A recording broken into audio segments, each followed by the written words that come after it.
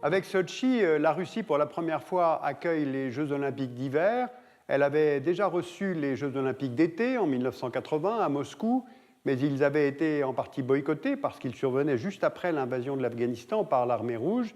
Eh bien, cette fois, à Sochi, vous allez le voir, ces Jeux olympiques, certes, sont sportifs, mais ils sont aussi politiques, économiques et même géopolitiques. Voici la Russie, voici Moscou, et à environ 1500 km au sud de Moscou, près des monts du Caucase, dans la région de Krasnodar, voici la ville de Sotchi, sur les bords de la mer Noire, à proximité de la frontière avec la Géorgie. Pour la première fois dans l'histoire olympique, des Jeux d'hiver se tiennent dans une région où le climat est subtropical, c'est-à-dire à peu près comme celui de la Côte d'Azur, à 43 degrés de latitude nord. Sotchi d'ailleurs est surnommée la Riviera russe. En 2007, soit 7 ans avant les Jeux, comme le veut le règlement olympique, Sotchi est choisi pour accueillir les 22e Jeux d'hiver par le comité olympique, préféré à Salzbourg en Autriche et à Pyeongchang en Corée du Sud. Pourtant, cette candidature de Sotchi n'était pas évidente, parce que contrairement aux autres dossiers, presque toutes les installations sportives ont dû être créées ex nihilo. Eh bien, c'est ce que nous allons découvrir. L'agglomération de Sotchi est très étendue, tournée d'un côté vers les eaux chaudes de la mer Noire et de l'autre vers les montagnes enneigées du Caucase. Le cadre est absolument magnifique. On retrouve d'ailleurs cette dualité sur le drapeau de la ville que vous voyez ici. Sotchi compte près de 400 000 habitants. Du temps de l'Union soviétique, dans les années 1930, Staline, né en Géorgie, y lance de grands travaux et fait de Sotchi un lieu de villégiature prisé par les dirigeants russes du fait de la présence des eaux sulfurées utilisées dans le thermalisme. Sotchi connaît son âge d'or à partir des années 1950, avant d'être délaissé après la chute de l'Union soviétique. Et lorsque Poutine arrive au pouvoir, il cherche à redonner à cette ville sa splendeur passée et à la doter d'une dimension internationale. C'est pourquoi il convie régulièrement des chefs d'État étrangers, comme le dernier sommet Bush-Poutine en 2008, et qu'il propose ensuite la candidature de Sotchi aux JO d'hiver. Alors comment vont se tenir ces Jeux olympiques? C'est dans le district d'Adler qu'ont été construits 11 sites olympiques répartis en deux ensembles. Un premier complexe se trouve à 25 km du centre-ville de Sotchi, au sud de la ville d'Adler, le long des côtes de la mer Noire. Il comprend le stade olympique, ainsi que 5 bâtiments pour accueillir les épreuves de glace. Le second complexe se situe en altitude, autour du village de Krasnaya Poliana. Il comprend des centaines de kilomètres de pistes où se dérouleront les épreuves de ski et autres sports de glisse. Les deux sites sportifs disposent chacun d'un village olympique et sont éloignés l'un de l'autre de 50 km. Donc il a fallu créer un tronçon d'autoroute et une nouvelle ligne ferroviaire entre Adler et Krasnaya Poliana. Avec au total 400 km de route, plus de 70 ponts construits, une nouvelle gare à Adler, l'aéroport de Sotchi transformé, tout cela pour assurer les déplacements pendant les Jeux et plus tard pour améliorer les transports dans le Caucase russe. Alors ces énormes chantiers ont un prix et il est exorbitant. D'abord à cause de la création de sites ex nihilo, on l'a vu. Par exemple, la station de ski de Rosa Khutor, qui accueille les épreuves de ski alpin, a coûté à elle seule près de 2 milliards d'euros, soit plus que le budget total des JO d'hiver de Vancouver en 2010 au Canada. La construction de cette station a également des conséquences majeures sur l'environnement, qui n'ont pas été prises en compte. Deuxièmement, le coût est élevé du fait de la corruption. Entre 20% et 50% des fonds destinés à préparer l'événement se seraient envolés selon les diverses estimations, notamment celles des opposants. Et puis enfin, il y a les dépenses liées au parcours de la flamme olympique. Reprenons une carte de la Russie. D'abord allumée à Olympie le 29 septembre 2013, selon la tradition olympique, la flamme est partie de Moscou le 7 octobre. Elle a ensuite parcouru environ 60 000 km pendant 123 jours, traversant les 83 entités de la Fédération de Russie, pour arriver à Sotchi le 7 février 2014. La flamme est passée par le pôle Nord géographique, que la Russie revendique par le biais de la dorsale Lomonosov, alors qu'il se trouve bien sûr dans les eaux internationales, le fond du lac Baïkal, le mont Elbrus dans le Caucase, qui est le plus haut sommet d'Europe, qui culmine à 5600 mètres. Elle a même pour la première fois dans l'histoire olympique effectué une sortie dans l'espace depuis le cosmodrome russe de Baïkonour, au Kazakhstan, jusqu'à la Station spatiale internationale. Au total, ce parcours de la flamme a été le plus long et le plus coûteux de l'histoire olympique.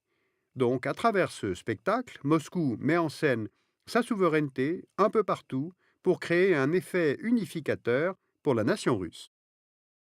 Aujourd'hui, le budget des Jeux atteint 36 milliards d'euros, soit près de 4 fois le budget initialement prévu en 2007. Les JO de Sotchi sont ainsi devenus les Jeux les plus onéreux de l'histoire, hiver, été confondus. À titre de comparaison, les Jeux d'été de Pékin avaient coûté 26 milliards d'euros en 2008. Alors qui a financé? Les fonds sont répartis pour moitié entre fonds publics et fonds privés, venant de sponsors internationaux, de grandes entreprises russes comme Gazprom ou la banque Sberbank, d'oligarques russes comme Oleg Deripaska et sa compagnie d'investissement, Basic Element. Et l'État russe lui-même soutient une telle dépense parce que Poutine a fait de ces JO comme une fierté nationale. Mais il y a en plus toute la dimension géopolitique, parce que ces Jeux se tiennent dans une région russe qui est tout à fait instable. Premièrement, Sotchi se trouve à quelques kilomètres de la frontière géorgienne, et plus particulièrement à quelques kilomètres de l'Abkhazie. Et avec l'organisation des JO à Sotchi, les autorités russes espèrent le développement économique de cette région. Alors pourquoi? Parce qu'en 1992, au lendemain de la chute de l'Union soviétique et de l'indépendance de la Géorgie, les Abkhazes, eux aussi, déclarent leur indépendance. Et depuis cette date, l'Abkhazie vit de facto comme une entité indépendante de la Géorgie. Tout comme d'ailleurs l'Ossétie du Sud. Donc, sur la frontière russo-géorgienne, la souveraineté de Tbilissi est limitée. On se rappelle qu'en août 2008, le jour de l'ouverture des JO de Pékin, la Russie envahit la Géorgie. Vous voyez ici la partie du territoire géorgien occupée par les Russes durant le conflit. Et depuis, Moscou reconnaît l'Abkhazie comme un État souverain et appartenant de fait à sa sphère d'influence. Ces dernières années, la Fédération de Russie a investi dans les villes côtières de l'Abkhazie et le comité d'organisation de Sotchi collabore avec les Abkhazes, notamment dans le domaine de la construction ou du BTP, pour la collecte des matières premières nécessaires à la construction des infrastructures olympiques qui sont moins coûteuses là qu'en Russie. Sotchi, de plus, se trouve à proximité des républiques russes autonomes du Caucase du Nord. Ce sont des républiques qui possèdent leur propre constitution, leur propre président, leur propre parlement, notamment la Karachevo-Tcherkessie, la Kabardino-Balkarie, l'Ossétie du Nord, l'Ingouchie, la Tchétchénie et le Daghestan. Et là, les populations sont majoritairement non russes et musulmanes. Dans ces régions, depuis plus d'une décennie, Moscou, on s'en souvient, lutte contre une insurrection menée par des groupes séparatistes qui pratiquent le terrorisme, même si aujourd'hui, en Tchétchénie, la situation est relativement stabilisée, fondée sur la peur d'un régime policier où vit une population traumatisée par la guerre. La violence, en fait, s'est déplacée vers les républiques voisines, la Kabardino-Balkarie, l'Ingouchie et le Daghestan. Et le chef de file des islamistes au Caucase, Doku Uramov, qui a revendiqué l'attentat de 2011 à l'aéroport de Moscou, les attentats de 2010 dans le métro de Moscou, a menacé de s'en prendre aux JO de Sotchi. C'est d'ailleurs l'un des groupes formant l'Émirat du Caucase, autoproclamé par Uramov, qui a revendiqué les 2 attentats de Volgograd de décembre 2013. Alors tout cela n'empêchera pas Moscou, après les JO, de développer un grand pôle touristique dans la région, comprenant 7 stations de ski et un complexe balnéaire que vous voyez sur la carte. Avec plus de 1000 km de pistes, 228 remontées mécaniques, Moscou cherche tout à la fois à normaliser l'environnement sécuritaire dans le Nord-Caucase, à offrir aux populations locales des perspectives d'emploi dans le domaine touristique et à réaffirmer la présence russe dans cette périphérie à travers la construction d'infrastructures pour améliorer l'interconnexion entre le centre de la Russie et la périphérie. Dans le Caucase, donc, Moscou cherche à mailler le territoire russe afin de mieux le contrôler. Alors on l'a compris, l'ambition de la Russie est tout à fait multiple. Au JO de Vancouver, les athlètes russes avaient gagné 22 médailles de moins que les athlètes américains. Donc sur son propre terrain, la Russie a beaucoup à prouver sur le plan sportif. Ensuite, la Russie veut organiser des événements sportifs internationaux de grande ampleur, les championnats d'athlétisme qui sont tenus à Moscou en août 2013, le mondial de football en 2018, le Grand Prix de Formule 1 en Russie en 2014. Et puis il y a toute une stratégie économique. Ces aménagements sont recyclables à Sotchi, ils vont transformer la station balnéaire en haut lieu du tourisme international, puis cela vise aussi le tourisme russe, la nouvelle classe moyenne russe. Et puis troisièmement, il y a bien sûr une stratégie politique pour tenter de faire oublier la violence, ou en tout cas l'instabilité constante dans le Caucase Nord. Donc on le comprend, les JO de Sotchi sont sportifs, bien sûr, mais ils développent aussi une stratégie sécuritaire et tentent de faire reconquérir à la Russie un prestige international. Alors vous pouvez lire utilement la revue de l'IRIS, la revue internationale et stratégique consacrée aux défis russes, numéro 92. Vous pouvez lire aussi Poutine et le Caucase de Régis Jantet aux éditions Buchet-Chastel.